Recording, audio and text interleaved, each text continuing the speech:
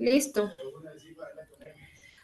Buenas noches, mi nombre es Elena Cuadros, estudiante de Sociología y junto con mis compañeras Leonis Almanza y Joana Romero Garrido expondremos un poco sobre las corrientes de pensamiento sociológicos basándonos en los autores Durkheim, Collins, Ramdal, Joel Hans y George Mead. A continuación, haremos una breve introducción explicando sobre los temas que se irán viendo en este video. Bueno, buenas noches. Con las lecturas vistas nos pudimos dar cuenta que la interacción social ha sido objeto de análisis durante mucho tiempo y por diferentes corrientes sociológicas. El día de hoy nosotros nos vamos a adentrar en la mirada de los diferentes autores que ya antes mencionamos. Cada uno de estos nos aporta una perspectiva que nos permite comprender la complejidad que acompaña todo el tema de las corrientes sociológicas. Mi tema a abordar son los ritos y la intersubjetividad. Nos encontramos que los ritos pueden ser de tristeza o de alegría y que los ritos van mucho o van muy de la mano con la religión que cada cultura pueda profesar. En los ritos nos encontramos con un término bastante interesante que es el piaculum. Esto va de que cualquier desgracia o todo lo que enfoque un mal augurio o temor necesita un piaculo. La palabra parece o es apropiada para designar ritos de tristeza. En la lectura se enfoca más que todo en el rito del luto. El luto, pues depende de la cultura donde se lleva a cabo, tiene diferentes procesos, pero digamos que el común que pude observar fue que estos todos tienen lugar a la autoflagelación, el maltrato físico que se infringe los dolientes. Va que todo consiste en las abstenciones, quedarse en el lugar donde ocurrió el deceso, la falta de comunicación, un silencio bastante extenso. Todas estas prácticas son variadas en cada cultura y digamos que los ritos refuerzan la cohesión social y a través de ellos se construye un sentido de comunidad, ya que por esto digamos que la comunidad le da un sentido de diferenciación entre lo sagrado y lo profano. Por eso, pues, más que todos son de orden religioso. Dentro de la lectura, digamos que nos pudimos centrar bastante, como ya mencioné, en que los ritos pueden llevarse a cabo en más que todo en el dolor físico, la abstinencia, mutilaciones, más que todo las mujeres, y que depende del grado de consanguinidad que se tenga con el fallecido, mayor debe ser el dolor que se debe infringir la persona.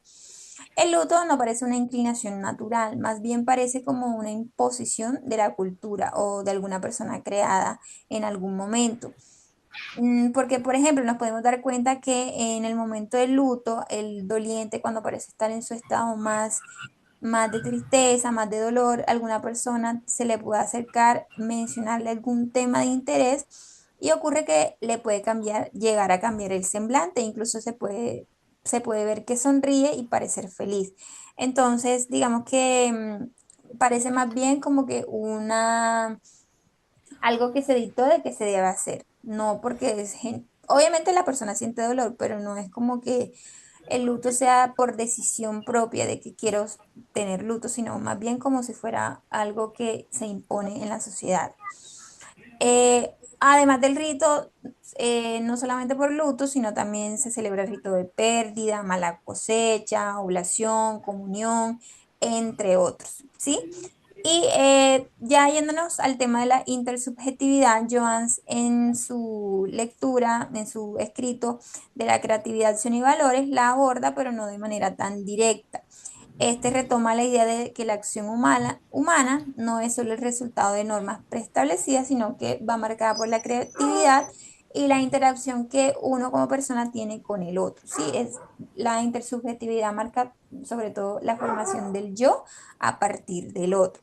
La intersubjetividad y los ritos se pueden relacionar ya que ambos crean un foco común, generan energía emocional y construyen significados compartidos. De ahí la importancia en su capacidad de crear unión, reforzar valores.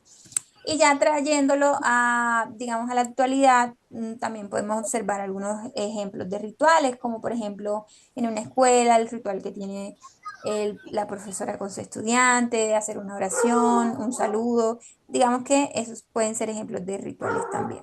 ¿Sí? Ok, compañera, muchísimas gracias. A continuación, vamos a explicar sobre las cadenas de interacción y emociones y cómo las asociamos en nuevos contextos sociales y también cómo infieren ellas en lugar del sujeto en la sociedad. Para entender un poco este proceso, vamos a explicar unos pasos claves y pues poco a poco vamos aclarando este tema. Entre ellos encontramos la identificación de las interacciones claves. ¿Qué quiere decir? Pues estos se refieren a los intercambios y conexiones entre personas. Estas interacciones pueden tomar diferentes formas dependiendo de los actores involucrados, como las relaciones laborales, las familiares o también las de amistad. Encontramos análisis de las emociones y estas juegan pues un papel muy fundamental en las interacciones sociales, ya que ellas no solo reflejan el estado interno de cada persona, sino que también son un indicador de cómo se percibe el sujeto dentro de la sociedad. Por ejemplo, cuando se experimenta la exclusión o la frustración, esto quiere decir que el individuo se siente marcado y tiene dificultades a la hora de una integración. Los patrones de comportamiento en el nuevo contexto observan las reacciones emocionales del individuo ante las situaciones que se presenten. Por ejemplo, como la alegría, las ansiedades, el estrés. Se pueden también identificar patrones de aceptación, de rechazo o también pues de adaptación.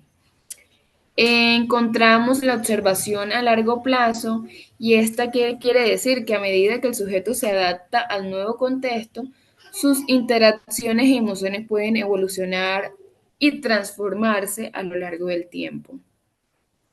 Según Emil Durkheim, a través de su concepto de solidaridad social, él logra analizar y encuentra la influencia de las instituciones y de las normas. Él se distingue entre dos solidaridades, la mecánica y la orgánica. ¿Qué quiere decir la solidaridad mecánica? La solidaridad mecánica se da en sociedades tradicionales, donde cada individuo tiene un rol similar y las relaciones son un poco más directas y personales, como la familia, la comunidad, la religión. Estas se tienden a marcar por normas y por valores comunes que regulan el comportamiento del individuo, haciendo que pues las personas sientan un sentido de pertenencia fuerte y directa.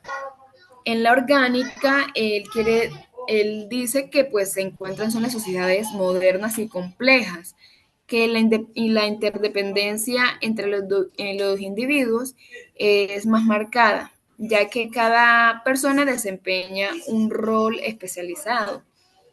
Las interacciones sociales son más formales y reglamentadas, lo que hace que cada individuo experimente las emociones de una manera diferente según su entorno social. Durkheim dice que pues él destaca que las emociones colectivas como las que se experimentan en rituales, como lo decía la compañera y lo explicaba anteriormente, no solo son en temas de luto y eso, sino que también se dan en celebraciones y movimientos sociales, lo cual es fundamental para una integración social. En resumen, asociar cadenas de interacción y emociones en el contexto social ayudan a que que el sujeto en la sociedad sea observando no solo unas relaciones directas y emocionales, sino también cómo éstas se ajustan a normas sociales y estructuras de poder. Bueno, la creatividad y la contingencia son dos conceptos claves para entender cómo producen los individuos dentro de los contextos sociales. Bueno, según Hans Johann, la creatividad es la capacidad esencial del ser humano para generar nuevas ideas y prácticas que permiten la adaptación y la transformación de las estructuras sociales. Puede manifestarse en la forma en que se realizan rituales, cómo interpretan lo sagrado y establecen la identidad colectiva. La contingencia se refiere a la naturaleza, los acontecimientos sociales, donde las acciones de los individuos pueden llevar a cabo resultados variados e inesperados.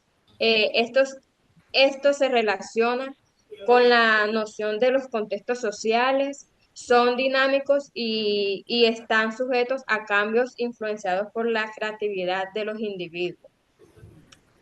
Pasa la diapositiva, por favor. En el análisis de Durkheim, encontramos que los ritos sagrados son el ejemplo de cómo las prácticas colectivas pueden evolucionar y adaptarse en función de las necesidades y experiencias de la comunidad.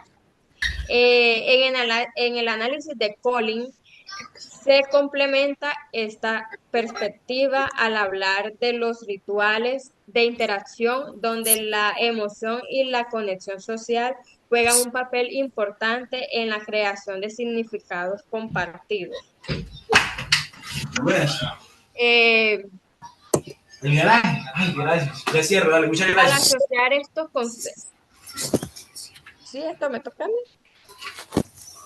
Bueno, al asociar estos conceptos podemos inferir que a través de la creatividad y la capacidad para actuar en contextos sociales contingentes, el individuo no solo se adapta a las estructuras existentes, sino que también tiene el poder de transformar y moldear su lugar en la sociedad.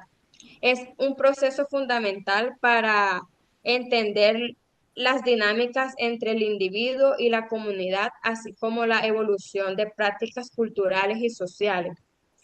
Bueno, un claro ejemplo de esto sería que en dicha comunidad celebran algún tipo de rito, sea tradicional o sea de tradición o no.